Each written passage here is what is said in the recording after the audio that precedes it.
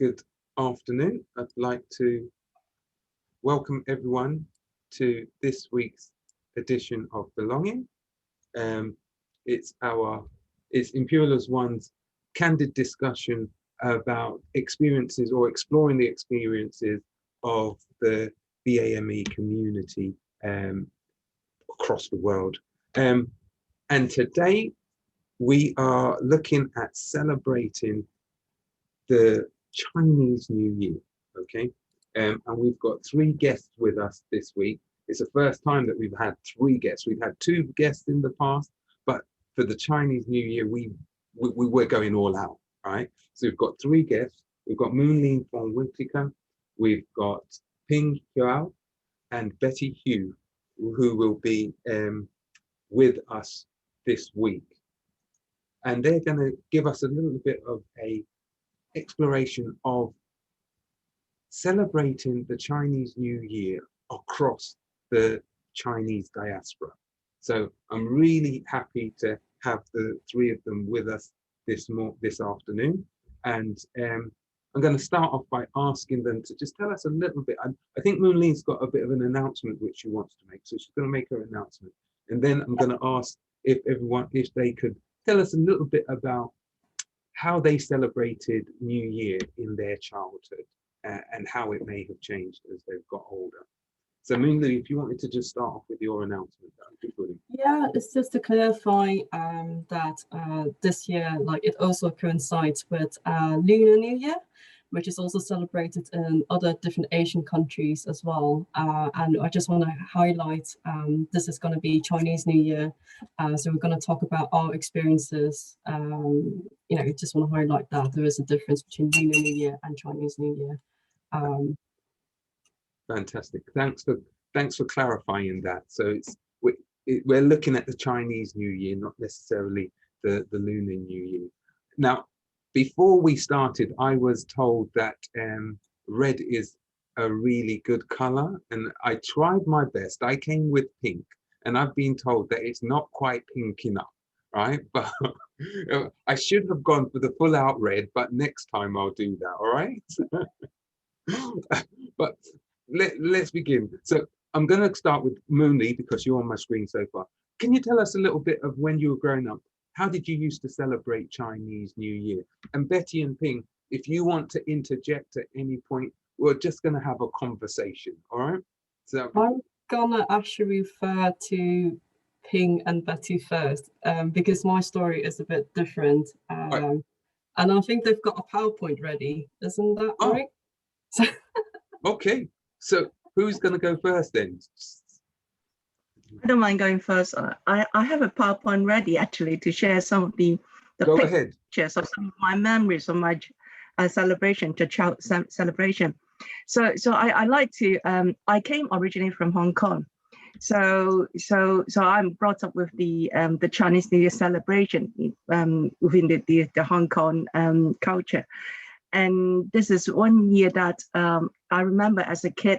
This is one year I look forward to every single year because I get to eat as much as I want. I get to eat all kinds of food. I can get to visit flower markets, New Year celebration, and I also get to visit a lot of family, friends, and family. And also I get to receive a lot of wrap packets, which is where I receive my pocket money for the entire year. So this is the kind of things that I remember a lot, and that's I look forward to. I want to share with you some of the things that we do when I was in Hong Kong. Let me just see if I can share my slides. You should be able to.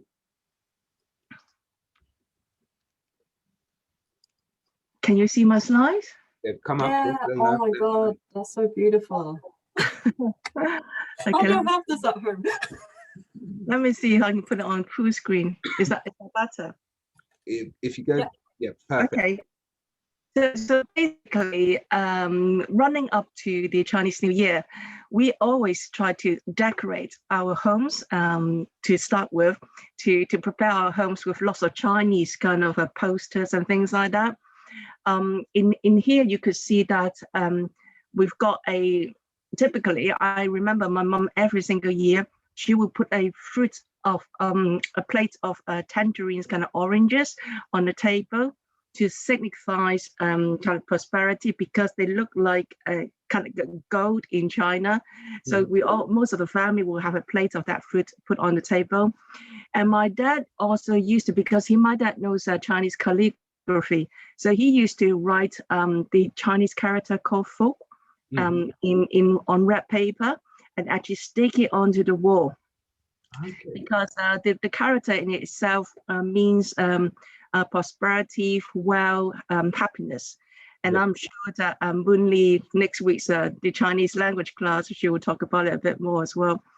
And also, we also put up these flowers, trees, what we call, I think they're called kind of peach blossom, which put them in vases and put it in our houses, because again, it signifies kind of good luck and all that. And most of the family will have things kind of stuck on the wall around their homes there. So if I move on to the next slide. And as I mentioned, I really look forward to every year when I was a child in Hong Kong to go to visit the flower market in Hong Kong, where we actually, running up to the Chinese New Year, we go and buy all these beautiful plants and flowers. Again, Chinese people like putting flowers in a home for the new year, again, to signify good luck. And these are the most popular ones are like orchids, and also these gamgua plants, which is like little, it's like a little tender oranges. Oranges, that's right, onto a plant. And it looks like, because it looks like kind of gold, that's why people like putting that in there.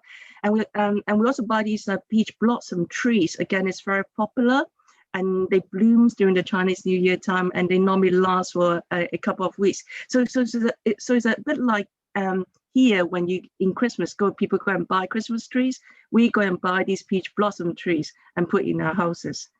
So here's some pictures of that. And I also remember during the Chinese New Year, almost every single family we go and visit to do greetings. Every single family will have a box of sweeties, Chinese sweets, and nuts for you to have. So the picture on the left-hand side, that circular box, is a very typical container people have in for Chinese New Year.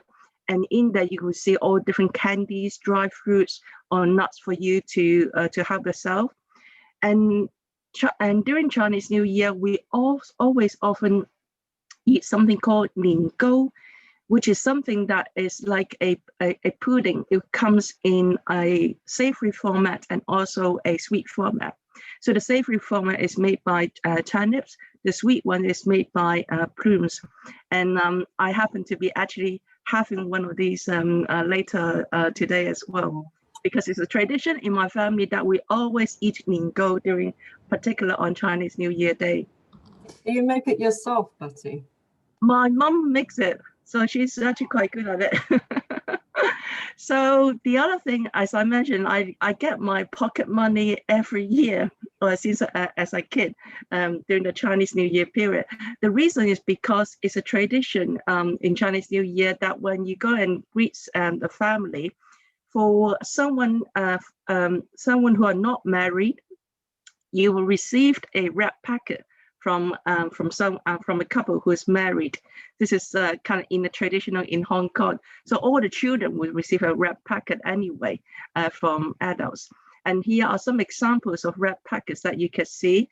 And the one on the top right hand corner, in Hong Kong, people like putting their surname actually printed onto the red packet. So you can see in circle, these are actually people's surname called Chen and Zheng.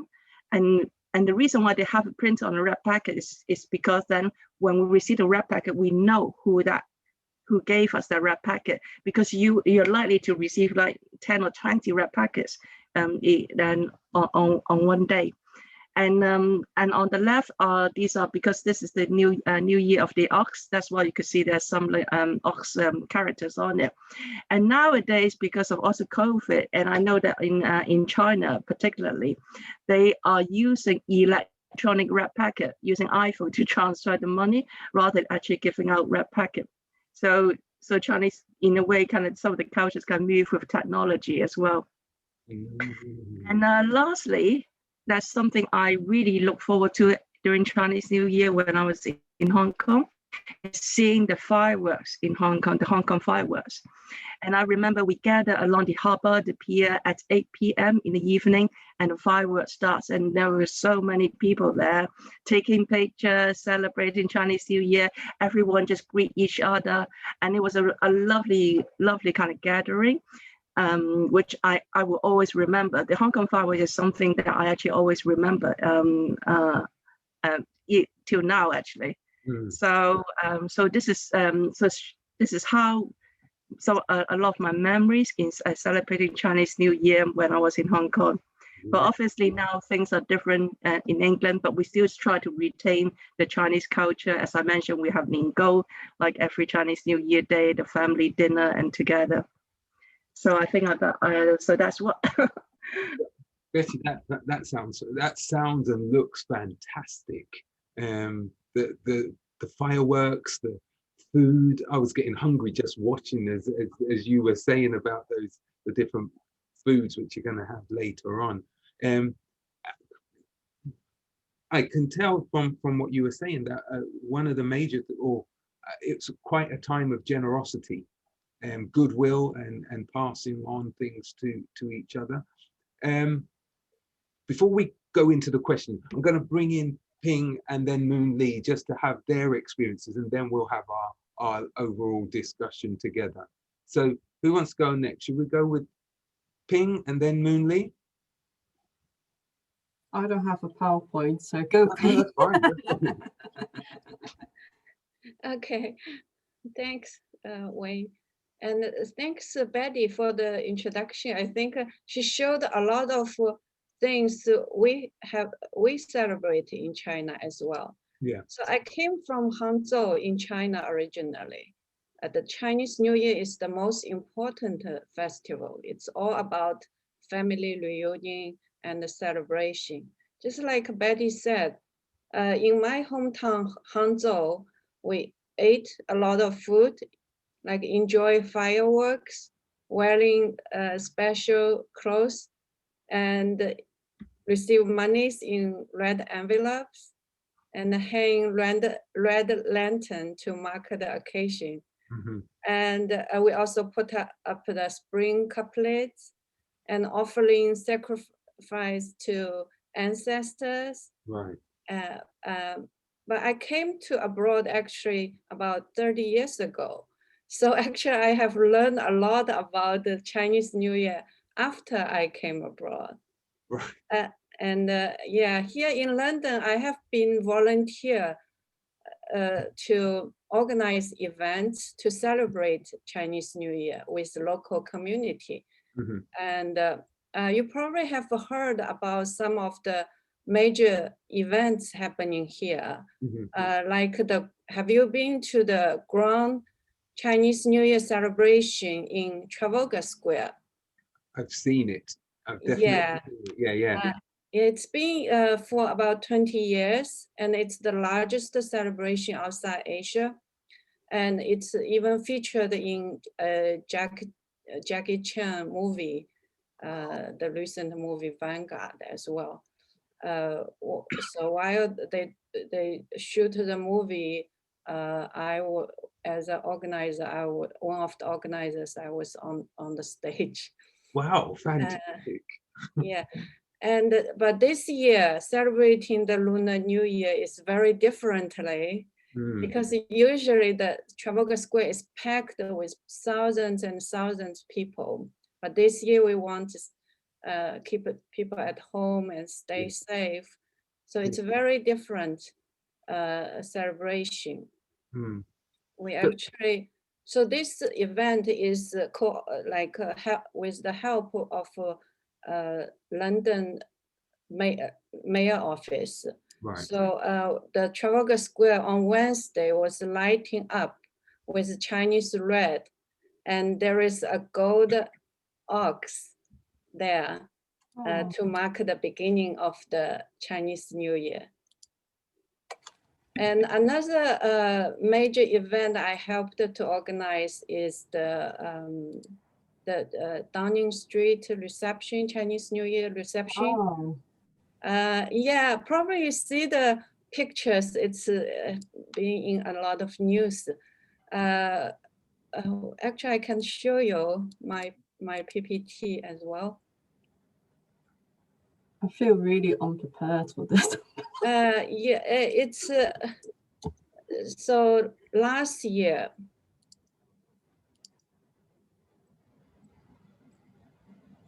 Oh, wow. So this is the Trafalgar Square New Year celebration. There are lots of people praying and lots of people doing the dragon dance and the lion dance. And there is a big stage performing Chinese arts. And this is the Chinese New Year reception at Downing Street. We help to organize. So we help to decorate the Downing Street, the inside and outside. We put on the spring couplets and we bring line dance, and it's red all over inside. So this is the picture of Wednesday's lighting. Wow. So there's a line dance there. Not many people there, and there is a gold cow and lights over there. Oh.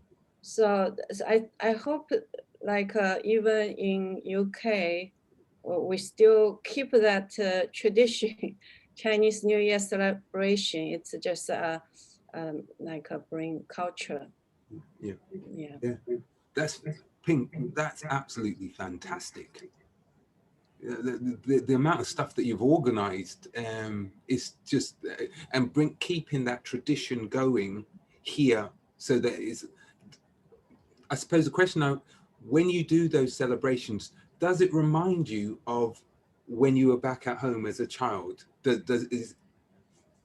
Yeah, it's like packed with people, and the people are cheerful, celebrating together. It's not only within the family, but within the community and the broader audience as well, which is a really good feeling about celebrating Chinese New Year. It looks fantastic. I'm thinking of cycling down past Trafalgar Square this evening. Is it still there? No, it's not there because they're not allowed to stay there for a long time. So it only happened on Wednesday night. Okay, that's such a shame. But you've got the pictures. It looked fantastic. It really did. All right, we're going to switch to Moonlie very quickly, and then we're going to have our group discussion.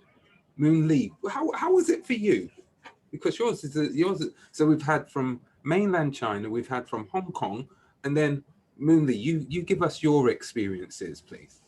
So I'm probably the only one out of our three that didn't grow up in an Asian country.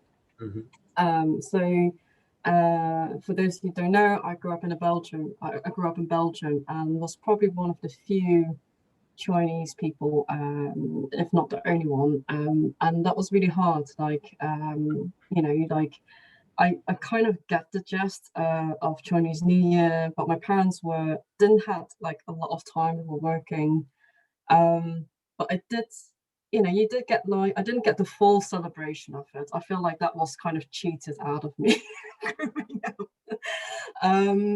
And it's also hard because, you have, there were still school days and people were working, and, also being the only Chinese there, it's like really hard to celebrate because it's all about coming together. But I did get like benefits that, Betty mentioned. Like I did like get those Hong Bao, like the red envelope. I remember like getting really rich out of it. That's all I know. But I did celebrate one Chinese New Year when I was like 24 in Malaysia. And the way that the Chinese Malaysians celebrate is also very different as well. Like for example, there's like the salad called lo sang, and there's a salad of like, really auspicious vegetables and stuff that you put in. And before the start of the meal, people come together, stand up, get the chopsticks, and actually mix the salad together and saying really auspicious New Year wishes, like Happy New Year, you know, 恭喜發財 and stuff. And you know, that was so fun, and you keep doing that, and it became such a, you know, it's like really have this moment of being a group and being a family. And yeah, and then there's also like other things that's very typical Malaysian, I've been told, but I didn't know. Like there's a lot of, like, for example, pineapple. You know, because Malaysia, like, it's a tropical country, and pineapple is another thing of like that refer as like a fruit of gold, you know, because it's got golden thing, and the more you eat it, hopefully you get more wealthy and rich. That's great. So yours was slightly different, because yours was kind of like from a Chinese Malaysian perspective, and then a Chinese Belgian perspective. So in terms of that connection with the major celebrations, it was only smaller pockets which you were able to interject with or to experience. Is that right? Yeah, that's correct. You know, you just like find stuff out like on the internet, or like you know, there was like one time we went to Chinatown in Antwerp, you know, but it wasn't like a whole experience, like 15 days. Because in each one of the days there's like a certain things that you do, like correct me if I'm wrong, Betty or Ping, but like there will be one day that you have to be vegetarian, or there'll be like one day you can't cut anything because you're cutting the lock or something, or doing sweep or something, and I don't got to experience that whole 15 days. But I did celebrate Chinese New Year in Beijing. That was mad. There was lots of fireworks. So just let me just retract and ask Betty and Ping to just also interject on this in terms of those traditions. So I was thinking Chinese New Year, days of celebrations, but now you're telling me it's kind of like over a 2-week period, and that within each of those days there's something else. Can you just elaborate on that a little bit? Just give us a bit more of a feel of what it is to actually celebrate the full Chinese New Year. So, Ping. Yeah, I think it starts from Chinese New Year Eve. So everyone is on holiday for like at least a week in China. Good. So starting from Chinese New Year Eve is the biggest family dinner together. It's for family uniting, and dishes with like lucky meanings, such as fish dumplings, like nian gao and spring rolls, and it's a big feast. Then parents give children red envelope. Then fireworks after the midnight. Then for the New Year, that like the first day, people visiting like 拜年, 恭喜发财, and asking for red envelope when I was little. And then for the rest of about a week, we're visiting like relatives with gifts, and we have dinner together. And then basically there are not many things to do until like the Lantern Festival, the 15th day, the full moon of that month. And we had a big celebration to mark the end of Chinese New Year. Right, so it culminates with the lantern. So you've got the family coming together. What I liked about, because when I'm thinking about it from the perspective of belonging, it's that you're pulling the family together. It sounded like from what you said that not only is the family brought together, the family is actually given time to be together. So people don't have to go to work. Everyone's off. They can come together as a family, and then you celebrate. You share gifts. The children, as I can still see from the excitement on Betty's face, from the red packets, and all three of you actually, when the word red packet comes on, there's just a big smile on everyone's face, right? Yes. So, it's that sharing, very sharing emphasis. And then you're visiting family, and then the celebration at the time of the lanterns and the new moon coming up to mark the end of it. So I suppose what I'm kind of like thinking about is it sounds like a very, very exciting and fulfilling time. Is there any kind of like symbolism or what is it that Chinese New Year actually means to the Chinese community? I feel like for me, like this kind of like I had a chat with Betty before this belonging series. So an email came in and said, like, you know, just to let you know, the correct phrasing is Lunar New Year instead of Chinese New Year. And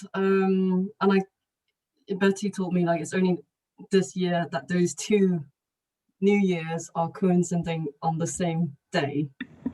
But at the same time, I felt like the Chinese New Year, you know, the aspect of it is exactly Chinese. You know, the Chinese New Year is about Chinese, and it's about to like really share about what you know and what you do with the Chinese culture. And for me, that's for me what's really important, because there aren't that many festivals that people in the UK know about besides Moon Festival. And yeah, I felt like Chinese New Year is like one of those big events that people know what it is, and you know, that is how it's symbolized to me. And it's also the coming together, but also showing the richness as well. And Betty and Ping, how does it kind of like translate what some of the symbolisms behind it? Like, for example, I know I'm just looking and I can see that all three of you behind you, I feel like I'm the odd one out for a number of reasons, right? But all three of you have got these beautiful red oxes in the background. So this year, I believe, is the year of the ox. So what does that symbolize, and how can someone give me a little bit of an explanation on that? Well, I guess because there are 12 Chinese zodiac signs, and this year happens to be a year of the ox.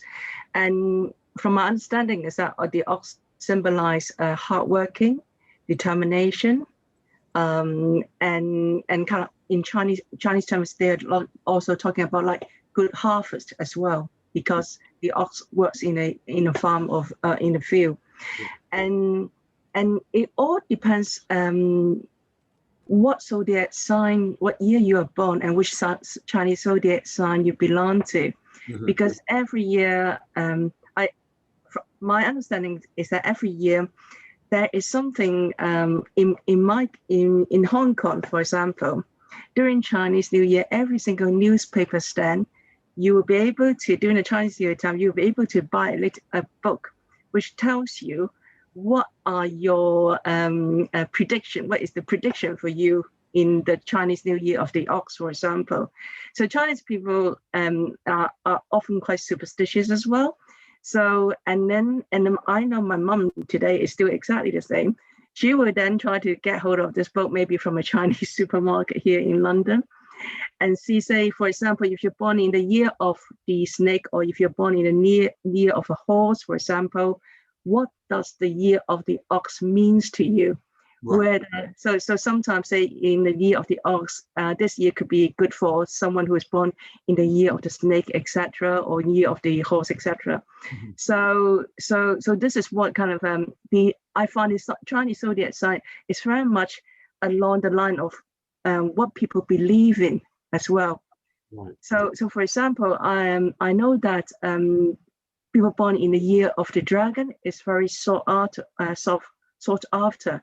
Dragon is a very kind of symbolized figure, powerful figure in the Chinese zodiac signs. And I know every single time when the 12th cycle, when the year of the dragon comes in again, there'll be lots and lots of Chinese baby born during that year. And I do people, and actually I have friends who actually time their child to be born in the year of the dragon. So, but also like it came out with like the year of the pig as well, because the pig symbolize lots of money and wealth. And I remember last cycle, it was the year of the golden pig. And I think a lot of like parents were trying to get a baby in that year as well. So hopefully they'll get rich. So there's a lot of symbolism going on and cross-referencing. Okay, so if you're born in the year of the dragon or the year of the ox or the year of the pig, all of these things are linked together in how it will affect your future endeavors and the prosperity which you, because that seems to be a common theme which is coming up, which is I do prosperity. I mean, I think like I don't know, like I can't remember people's year of birth, but I can remember like the zodiac, like and so never, you know, especially like if you're a Chinese woman, never say what your zodiac is, because people can calculate. So I know I'm a dragon, already gave that away. So. But yeah, like you know, you can actually calculate by which year they're born and how old they are. But I do find like you know, it's I don't know, like in my family it's like, oh yeah, you know, he's stubborn because he's an ox, he's this because he's a dog or something like that.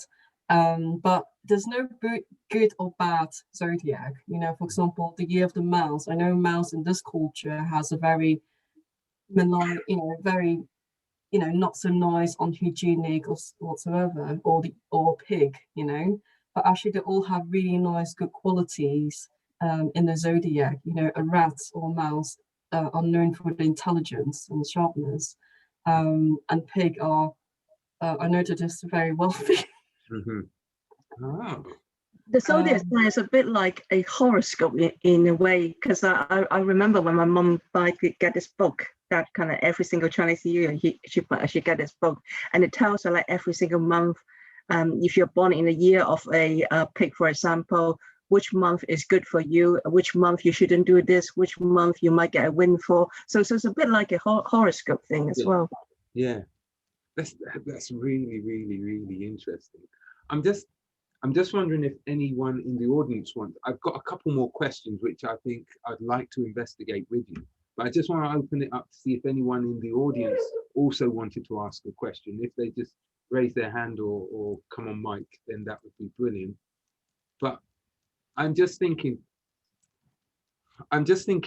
this year, right, in particular, with COVID and everything like that, how are you going to be celebrating the Chinese New Year? Because all you've told me about so far, or not all of you, but a significant amount is about coming together with your families. And with COVID, that's kind of like a real, it can't happen. So what's your plans? How are you going to celebrate the Chinese New Year this year? So in my case, I started the celebration very early this morning, thanks to technology, WhatsApp, Zoom, and Teams. So I have families in Australia, USA, Canada, Hong Kong, Shanghai, etc. So we kind of plan it all together to agree on a time which is suitable for every single one. And then we have a Zoom call together to meet up and then send our greetings directly in Zoom. Yeah. And I guess that's probably the best way. And also, for example, what we are also planning to do is that, for example, last night as the Chinese New Year's Eve, where most family will be likely get together to have a family dinner. But because of COVID, if you can't get together, so we have a dinner together in front of the computer. And you're still seeing each other, but we're actually having dinner at the same time and chatting to each other. So this is what we have been doing. I like that idea of the virtual meal. And the thing about it is people can't reach over and take something that you really wanted because you've already got. That's it. Pass the salt, please. So, Ping, because you're involved with your association, what kind of things are you planning for this Chinese New Year to help the community come together and to celebrate?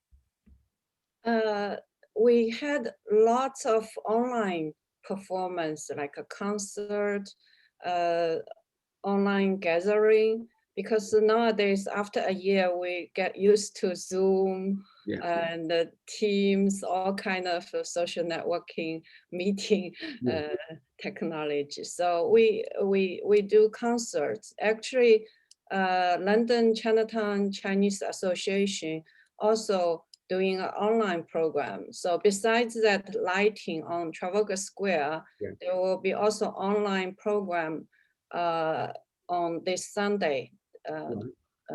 This Sunday at 12 o'clock. It's all pre-recorded, but it's from previous performance on stage, and also some local Chinese community groups performance. It should be on, I was looking for it. It should be on Visit London website. Right, okay. So there, if you check out, search for Chinese New Year, it should be there, all the information. I would, Okay. This reminds me, I usually around this time of the year, I got asked to perform Tai Chi.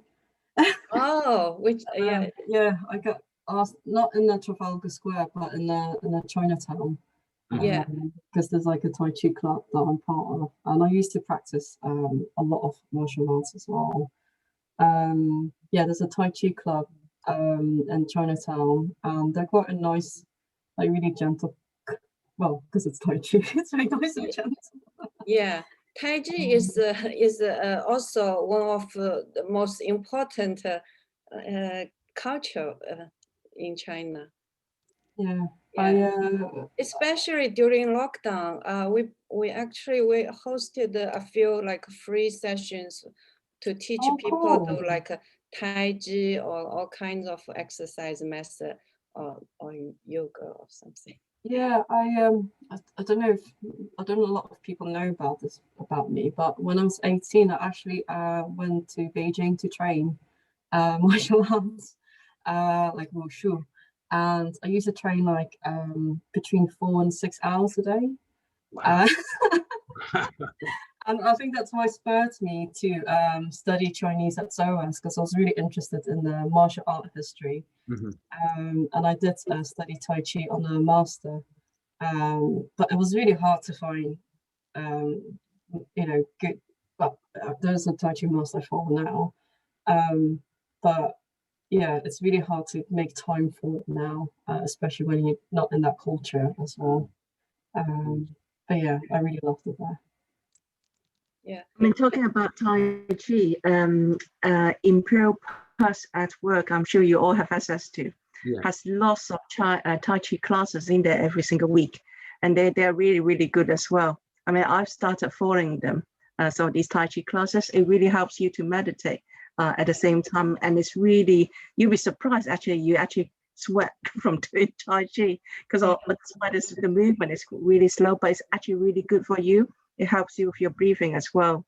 It's actually like, I think Tai Chi doesn't get the credit that it deserves, because a lot of people like think, oh, it's very soft and it's very, I can do it with my eyes closed.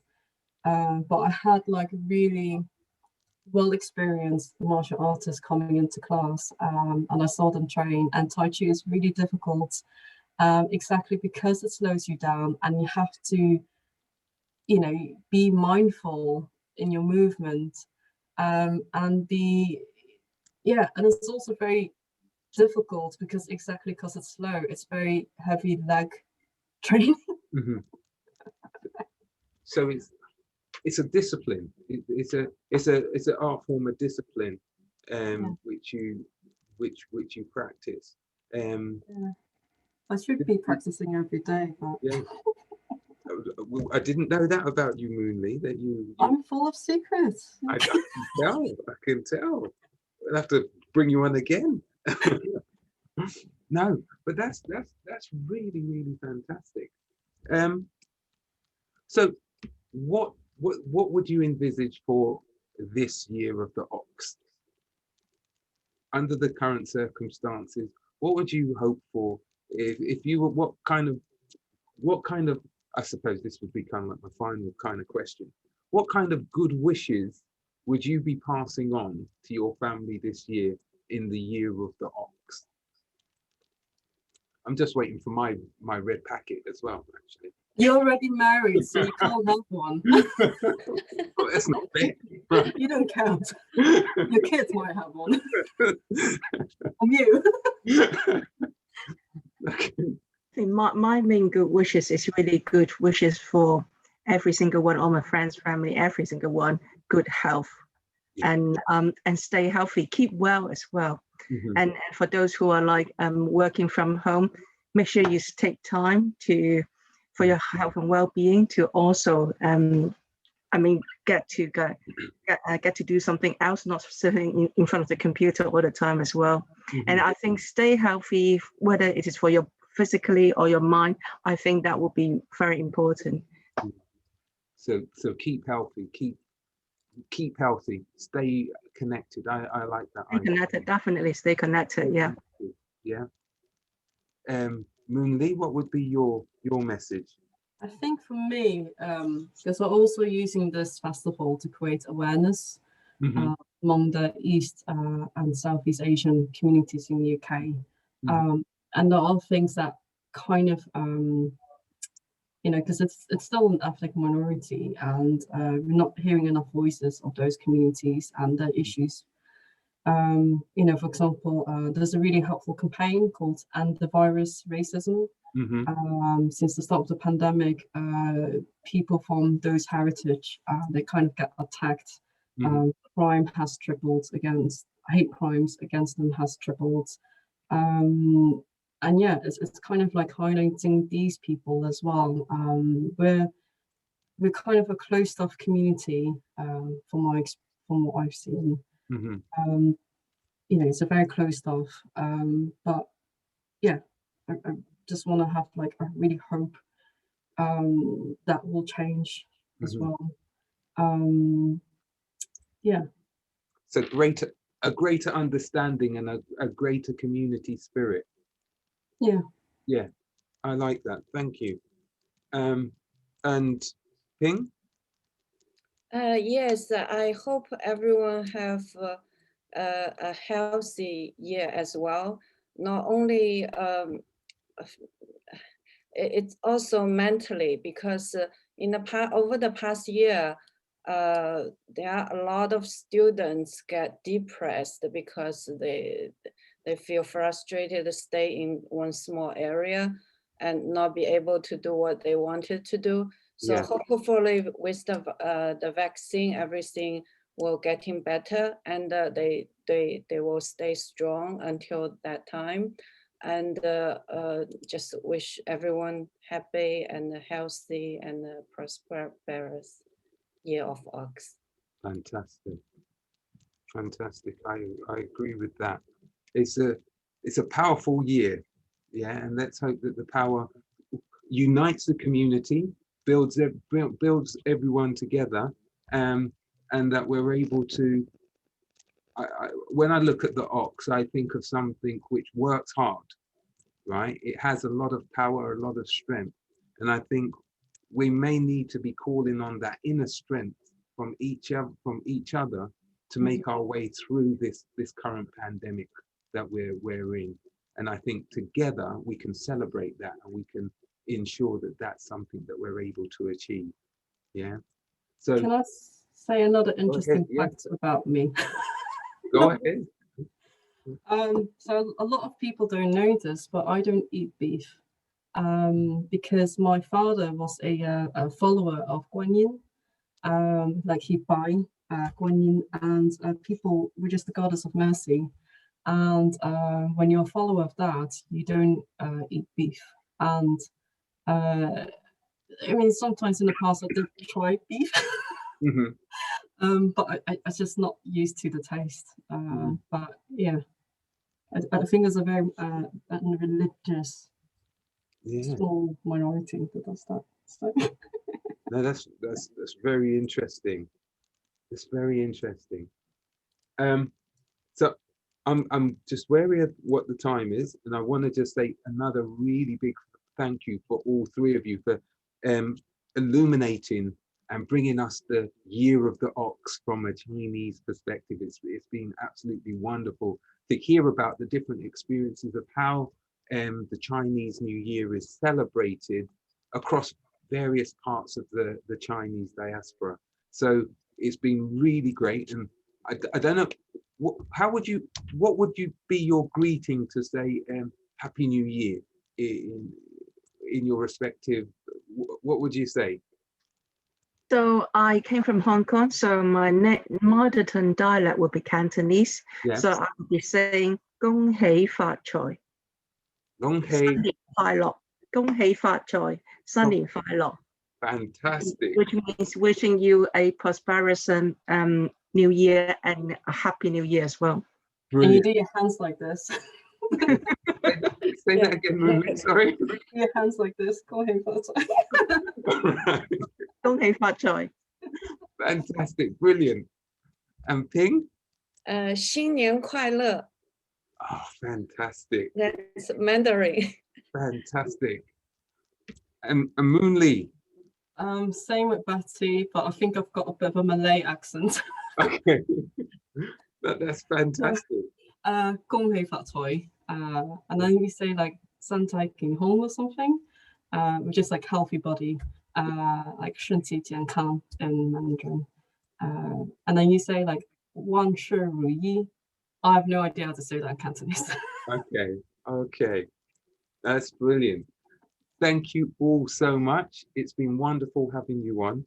I'm going to, I think I really want to, I know I've already had Moonlie on by herself, but I think Betty and Ping, if sometime in the future I can have a one-to-one conversation with you also, I think it would be really fascinating to hear about all of the wonderful things that you've done and are doing.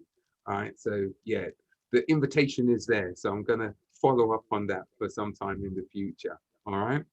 So I'm gonna just switch across now and just say what's going to be happening in the next week, because next week we're going to have Cynthia Sol, who is the Equalities, Diversity and Inclusion Coordinator at Imperial College, and she's going to be giving us a little bit of her life experiences. Her life experiences. So I want everyone to tune in and hear about her story as well.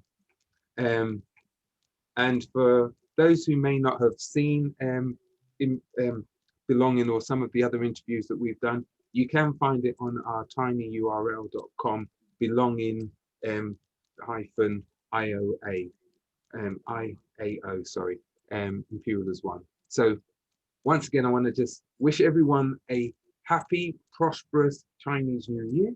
All right. I can't say it in any of the languages other than English, and even that I struggle with sometimes. But I want to wish everyone a really happy New Year and prosperity for everyone. So until next week, have a good week. Take care. Thank you. Thank you. Please stay on, because there's like a little, I think we're